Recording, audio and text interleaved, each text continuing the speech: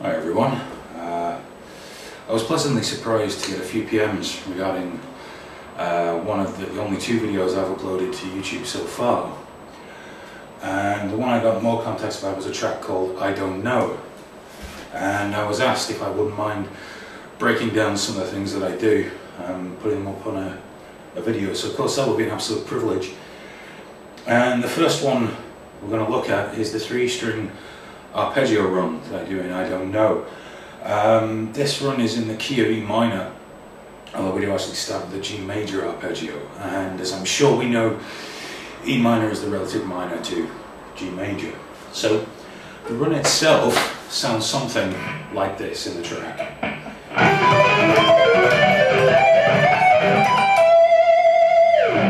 Now all I'm doing is ascending the neck using major and minor arpeggios. Now there are only two shapes in this whole run, and one is a major shape and one is a minor shape. So let's start off by learning the major shape, and we'll learn it at G. And if you want to know where all the notes are for the root notes, all the root notes are actually on the B string. Even though we start with the G string, all the root notes are on the B. So we're going to start with a G major arpeggio. The root note on the B, so you just find your G there, and there's G.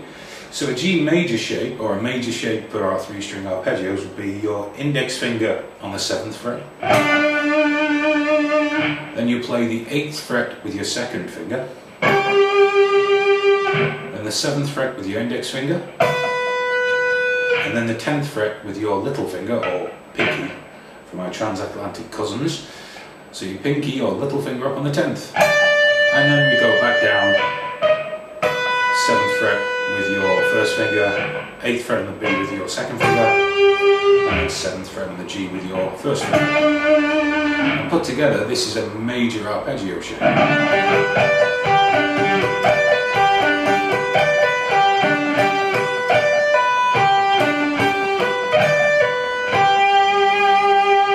Now the other shape that we use in this run is a minor arpeggio.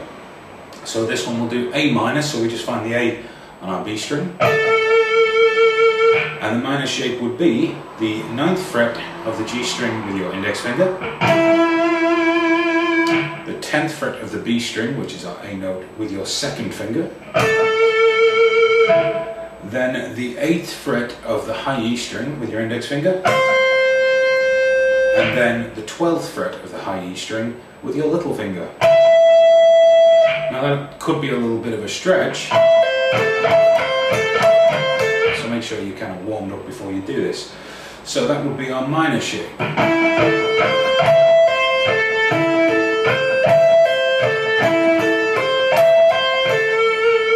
If you put them both together, you can hear how it fills up the rest of the pattern.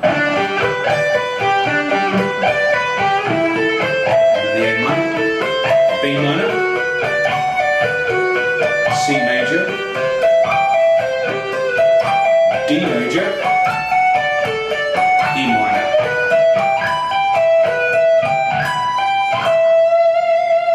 So it's just using those two shapes. So again, it would be G major, A minor, B minor, C major, D major, E minor to finish off, and all the root notes are on your B string.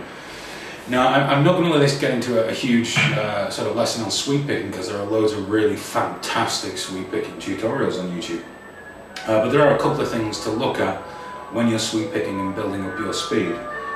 The first thing is right hand speed. It's one thing to get your left hand muscle memory up to task. Your left hand will catch on far quicker. It's used to doing all the work. Whereas your right hand is probably more used to strumming, you know, picking quite quickly and accurately. And for sweep picking, you kind of have to slow that right hand down.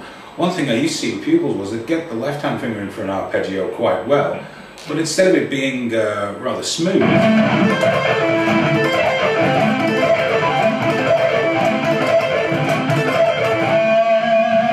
their right hand would be racing, and that's what it's thrown out. So the trick is to let that right hand slow down. Of course, the easiest way to do that is to play it really slowly with a metronome. But when you do that, try to avoid picking each string.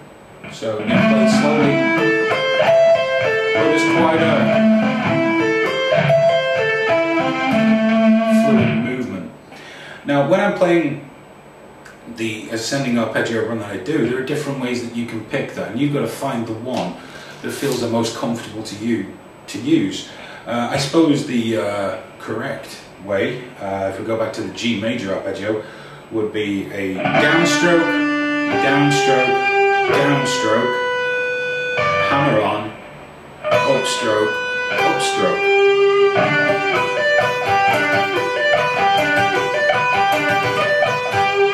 Now for me that feels quite alien. That doesn't feel right to me, although for some people that's absolutely perfect.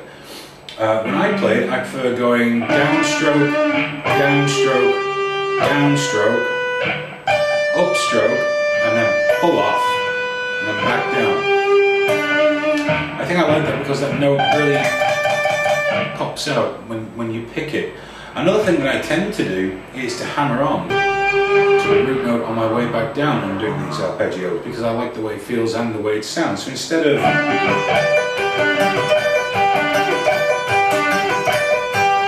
you get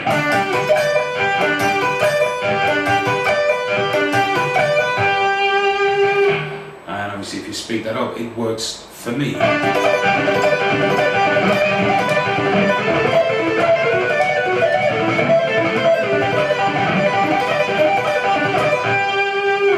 Now one good way of using these as an exercise to build up the left hand strength is to play the arpeggios only with your left hand. This has a couple of benefits. It gets that left hand muscle memory working, so it knows exactly where it's going on these things.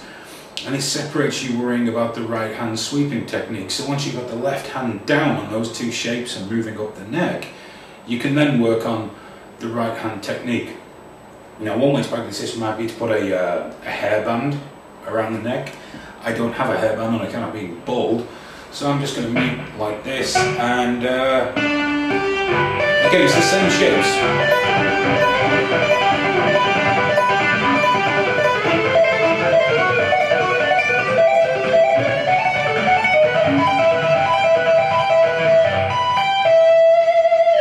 Okay, a little bit scruffy, but it's a good way of getting that into your left hand, and it'll also make you look cool at parties, maybe.